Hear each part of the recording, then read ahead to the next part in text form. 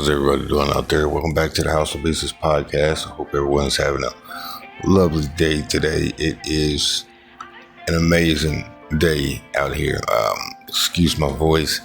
I have two other podcasts that I talk on, so excuse the voice. But I want you guys to just follow with me out here on this episode. This episode is called What I Tell My Younger Self. What I Tell My Younger Self. So I hope this episode is something that you guys can either share with someone else, or you could use it as a template to share things. What would you tell your younger self? What would you write down? What you would tell your younger self, if you can go back and tell your younger self, or lessons that you believe that you needed, or the encouragement you needed when you were younger, and use that also as a template of act as if you are already where you want to be in life. And what would you tell yourself at this moment, as if you were your future self? Like right now at this moment, I would tell myself as if I were my future self that life's good, life is good, but let me give you the proper introduction, like I always do. This is the House of Business Podcast 2.0, the place where we give you the knowledge and the tools to execute your dreams and visions. And this is your host, Caleb Thompson. And how we're going to give you the knowledge and tools to execute your dreams and visions. Today is just a motivation episode. Today is just an episode that I'm just going to pour into you things that I would have told myself at a younger age. Now, as being someone who owns multiple companies, as someone who is an serial entrepreneur, someone who is a philanthropist, and someone who is just at my core being, just wanting to serve the community and the world with the gifts that God has given me, and show them the love of Jesus Christ. So that's where we are. But this is what I tell my younger self. Let's not delay any longer. And I don't want to make these episodes too long. It's harder for people to watch with the limited attention span individuals have these days. Number one is this too shall pass. And I want you to know that right now at this moment, whatever you're going through at this moment, this too shall pass. If my 10 years from now, if my 10-year from now self, if my future self was to come, and this is a universal, a long-lasting, permanent word you can constantly remind yourself, even from now, tomorrow, next week, what you tell your younger self. This is something. This too shall pass. I'm going to tell you a story. This is a story about a king, which was King Solomon, I believe. If you have heard this story, hats off to you. There was this king, and this king actually, he had it all. He had everything you can probably think of. He was wise. He was rich. He was the richest man in the world. Richest king. Kings and queens came from all over the world to hear his wisdom. He married over 600 princesses from various kingdoms, that wanted to collaborate and wanted to be in unison with him and his kingdom and with his wisdom. A lot of people wanted to attach themselves to him. So he made a lot of covenants with a lot of foreign nations by marrying their wives, or them giving them their daughters. Marrying their daughters. But one day he called a servant and told him, he said, "Man, I want you to go to a jeweler or somewhere. I want you to go and find me something." I don't even think it was a jeweler, but it was just like, "I want you to find me something in this world that if I'm sad, when I look at it, I'll get happy.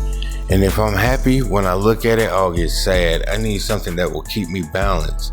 So the servant goes all over the world. He comes across, this jeweler, and he tells him exactly what he wants. He says, man, I need an item. We go to these various places, come up on this jeweler.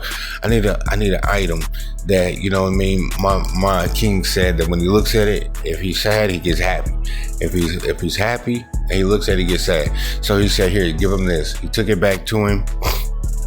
He gave him a ring, and then the servant took the ring back to the king. And he was like, I found it. I found what you were looking for. So he gave him the ring, and he was like, okay. But the inside of the inscription of the ring said this too shall pass. So whenever he was happy, he was joyous, he was throwing these fancy celebrations. If he looked at that ring told him, this too shall pass. You know, you having these good things shall pass. You're going to end up dying. And when he was sad, you know, he would look at that ring, going through war, going through a hard time. I believe God gave him peace on every side. Because of his father David, but when he was just going through a rough time, he would look at that ring, and the inside and the inscription of that ring said, "This too shall pass." So when he was sad, he looked at something that would make him happy. This too shall pass. And when he was, you know what I mean, happy, he looked at that ring and said, "This too shall pass," and it made him sad because he knows that these times wouldn't last forever. So this too shall pass is something I would tell my younger self, not to be so stuck. It was many situations that I went through when I was younger, and it just made me feel like, man, I wish I had wings, man, that I could just fly away. But I made it through it. I'm here now today, and that's something I want to tell you as well. This too shall pass. So. Number 2. This is something else I would tell myself. Nothing that you go through, no circumstance, situation, anything is ultimately meant to break you. Now that my perspective is that when I go through hardship, when I go through pain, when I go through situations or resistance towards my goals in any kind of way, either naturally or spiritually, it's not meant to break me. It's meant to strengthen me. And I didn't know that at first until I gained some strength from some of these battles that I believe that were almost going to take me out. But I know that God strengthened me, and God gave me exactly what I needed. God gave me exactly what I needed to make it through every time. So that's something I would tell my younger self, that nothing in life is ultimately meant to break you. And if its intention was to break you, a higher intention or a higher thought that you need to have is that it's meant to strengthen me. Look at everything not as a challenge, but look at everything as an opportunity. Look at it as an opportunity to get stronger, get wiser. Look at it as an opportunity to gain experience. Look at it as an opportunity to gain clarity in some areas of your life that, you know, I didn't think I was that weak in that area, soft in that area, you know what I mean? So now I need to go to work. I need to start putting the work in. So to heal that area or to strengthen that area. Nothing that you go through is ultimately meant to break you. And if it's intentioned from the person, naturally, especially, is to break you, to you, your perspective should be, this is the opportunity. This is the opportunity, not just only a challenge. So number three, this is a big one, guys. Choose the right B. Now, I know what you're thinking, but choose the right B. This is something I would tell my younger self. Choose the right B all the time. You know what I mean? This could either make you or break you in business, in life, in friendships, relationships, business partnerships. If you do not choose the right B, you know, it can bring you down. And what I mean by that is choose to get better, not bitter. Choosing the right B. Choose to get better, not bitter. You know, whatever you go through, choose to get better.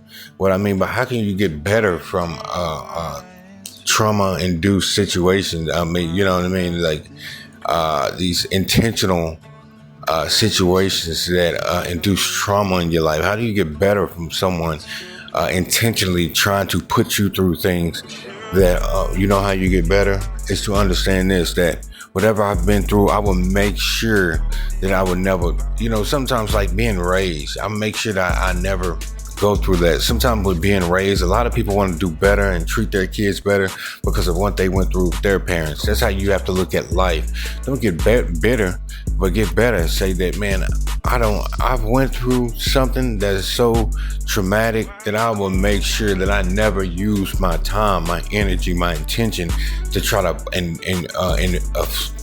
inflict hurt, harm, danger, oppression onto someone else, because I know how that feels. You have to choose the right choose to get better, not bitter. So, and some people have the opposite effect. Some people go through so much in life that they feel like, well, I've been through it. No one's helped me. Let me go out here in the world and just, inflict pain and stupidity on other people when they obviously have their own stuff they need to deal with. Some people will neglect their own lives, neglect the healing and the leveling up in their own lives, and put all their time, energy, and attention on trying to harm someone else. To me, that's the stupidest thing you could ever do in the world with your time and attention, is worry about someone else. I don't care if it's for a friend, a celebrity, whatever. Besides your family, don't worry, but come with a solution to the problem. You know what I mean? Use your time and attention to come up with a solution to what you're going through. So that's something else I would tell myself. Choose the right B.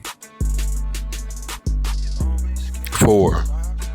Number 4 is be yourself. Everyone else is already taken. There's a difference between someone trying to out-be someone else. So that person is going to be that person. It's okay to be inspired by what someone else is doing. It's okay to take a liking to what someone else is doing.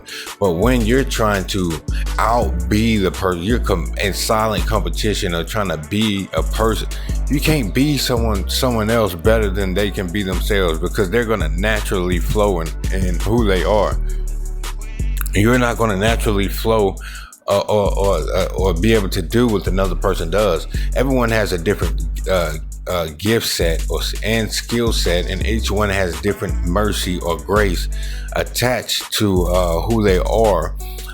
Someone else, it may be two people that can sing, but one person does it effortlessly with less strain because they are graced or gifted to do so. Someone else can sing, but it just doesn't happen as effortlessly. It's because that was an extra gift or talent that they have. If they continue to shape and mold that gift, they would be able to get to that point. But some people don't need the training.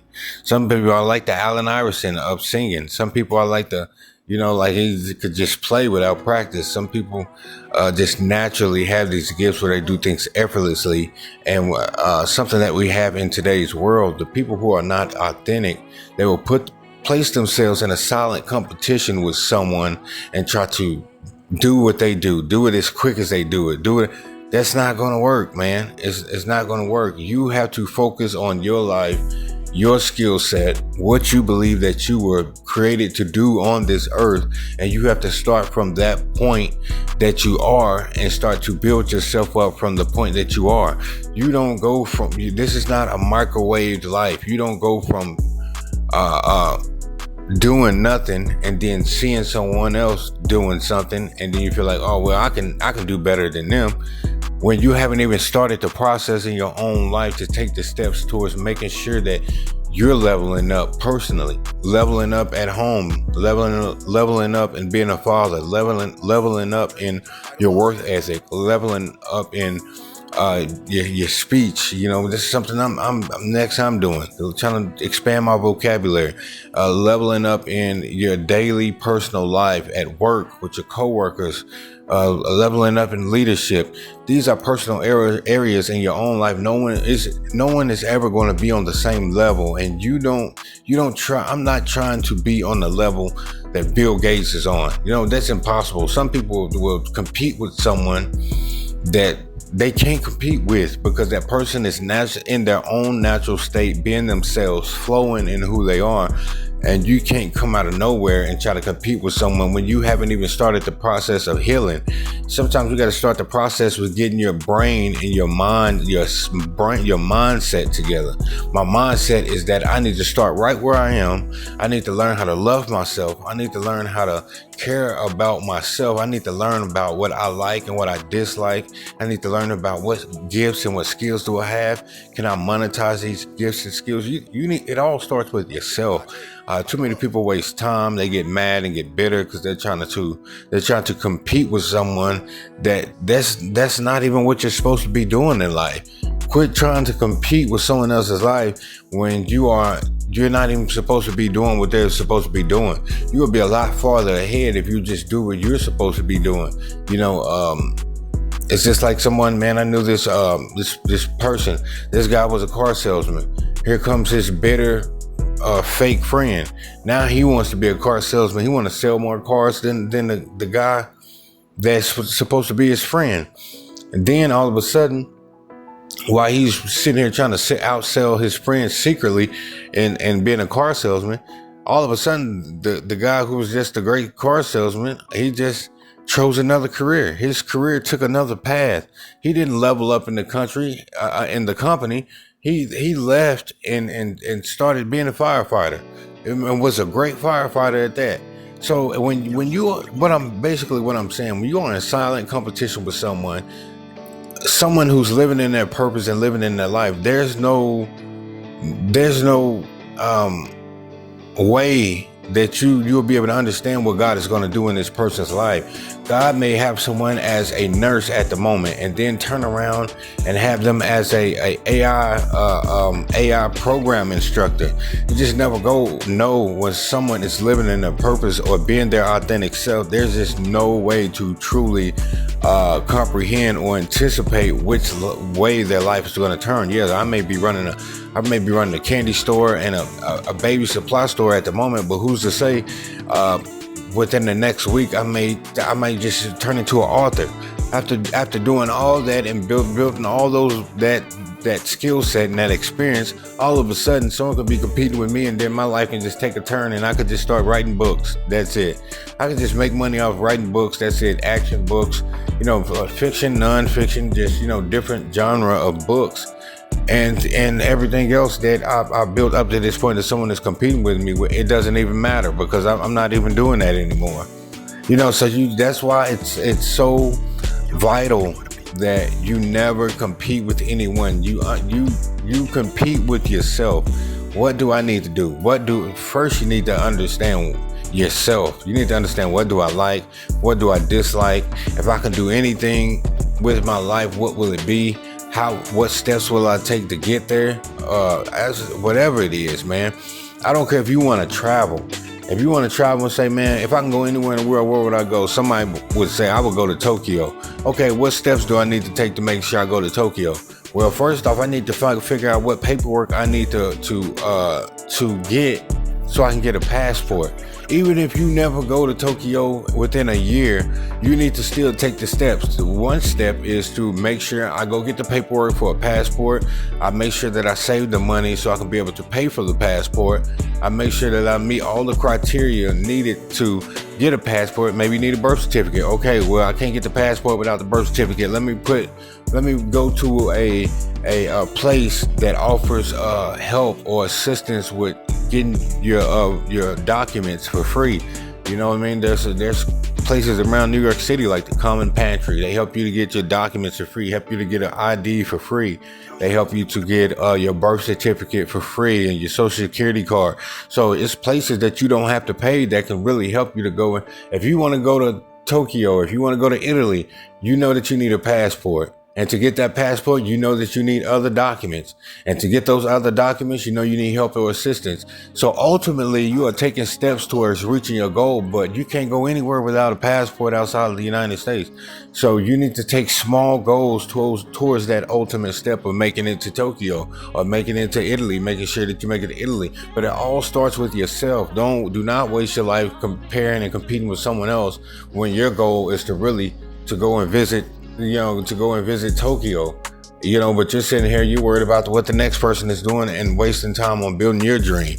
So just, that's what I would tell my younger self, that be yourself. Everyone else is already taken. Everyone else is taken, man. I don't want to be somebody else. He's already taken. He's living his life. So just, it's okay to be inspired by certain aspects of people's lives, but you will still have to put the work in of self-development to get to that point or that caliber that person is in that particular area. So you want to be careful with that. And number 5, last but not least is the last thing I would tell my younger self. It's already yours.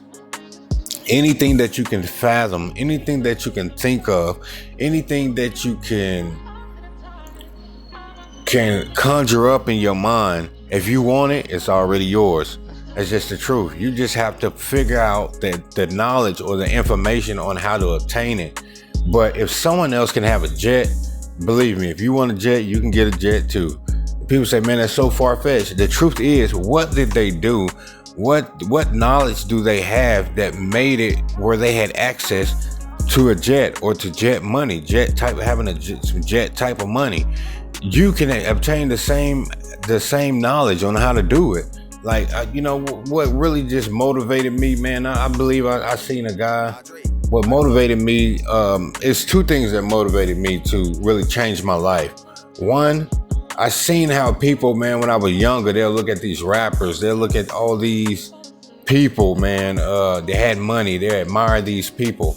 But then their families, their friends that were close by, they would neglect these people. If they had a friend that was talented, they would shoot their dreams down, but they would watch a music video and be totally obsessed and a fan of a rapper or a singer or a celebrity that they never knew, that would never help them. But they would hate on their friends and families that wanted to do something with their lives, but they would praise a person that they would probably never meet in their lives.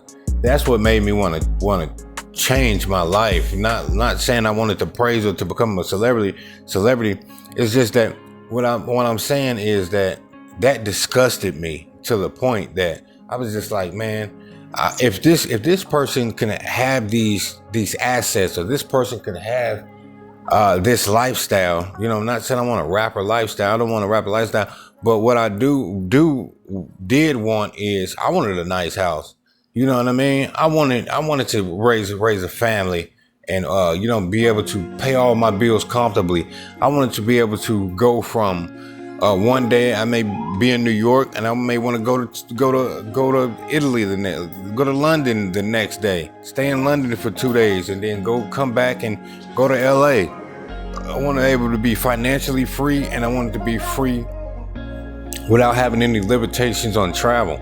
So that's one way. The second thing that made me want to become financially free is that I saw a businessman, man. He had a business in New York.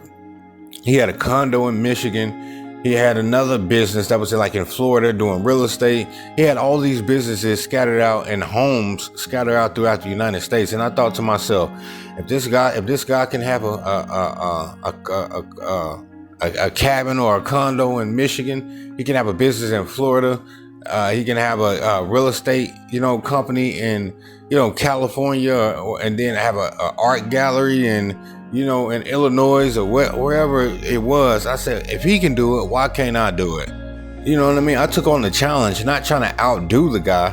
I was inspired by that and said, if this person could obtain all these things in his life, what information does he has that that unlock these doors? And knowledge is keys to doors. That's all that is. That's all it is. You want to get to the next level in your life. You want to go through that door or go through that next level door. It's just knowledge, man. It's not complicated. If I don't know, if I want a wife that's Hispanic, you know what I mean? What will help me to get to that level? Maybe I need to start learning Spanish. Maybe that would impress her. You know what I mean? If I want a wife that's Korean, or I want go, you know what I mean? What would I do to kind of impress that woman? You know what I mean? By adapting a certain aspect of their culture that gives me those brownie points. You know what I'm saying? So it's just knowledge. Knowledge is key. People say knowledge is key. Knowledge is powerful. Not spiritually. The knowledge that you obtain basically is a key to unlock the door to the level that you're trying to go. I'm not trying to figure out how to be the best firefighter there is, but if I did, all I do need is just the knowledge on how to access that door to becoming a better firefighter, being the best firefighter in the world. But it's just the knowledge. It's just obtaining the knowledge mixed with the experience that gives you the desired result. Knowledge is just keys, man. That's all it is, man. You want to figure out how to get food stamps? You just get the knowledge. The knowledge unlocks the door to get food stamps. You want to figure out how to run a multi-million-dollar company? Get the knowledge. The knowledge unlocks that door on how to run that company and how to run it seamlessly. You know, with seamless processes and operational with operational systems that makes the buy process seamless, that makes the everything seamless within the company. So it's just knowledge, man.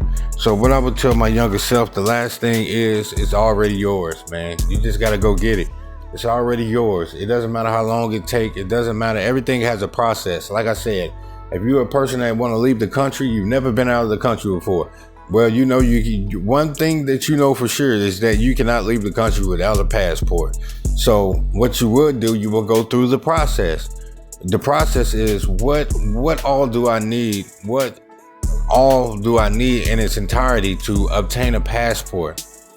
First thing that you need is the documents. You probably need 2 forms of ID. You probably need a letter with your name on it, rental agreement, basically saying that you are a citizen of the United States, or you are a resident of the United States. You're going to need all these things. So once you obtain all those documents and the payment, you can get the passport. And then once you get the passport, you can spend $400 and go to London right now. Well, there might be some there was a registration fee, but you can spend $400 and go to London right now. You know what I mean? You could spend $400 with a passport, go $400 and go to London, and go to London. I don't. You can go to London. Probably start off as just go over there and start off as a homeless person using their programs. You know what I'm saying? Even though you're not a citizen, and get the help you need, and you can probably live a good life over there and probably never come back. You know what I mean? You can go to Tokyo. You know what I'm saying? It's many of places that I really flourished in that I started off homeless. I had a plan. The first thing I would learn how to do is learn the transportation systems, learn every route of transportation to get exactly where I needed to go. Find out all the programs that gave assistance, you know what I mean, with food, clothing. I found different places like libraries where I could go and use the internet, charge my phone, charging stations, subways, trains. I figured out all the routes, so you can easily make it anywhere that you want to make it to in life if you put together a plan that can help you to survive at the bottom. At least a plan that will help you where all your essentials are taken care of: shower, housing, you know what I mean, communication, transportation, information. If you can find put together a plan of all those hot spots in any city, you will be able to come flourish or to make it in any place. But the last thing I tell my younger self is that it's already yours. So this is the House of Business Podcast. This is your host, Caleb Thompson, House of Business Podcast 2.0. This is your host, Caleb Thompson. And this is the place where we give you the knowledge and tools to execute your dreams and visions. You guys have a good one. Peace.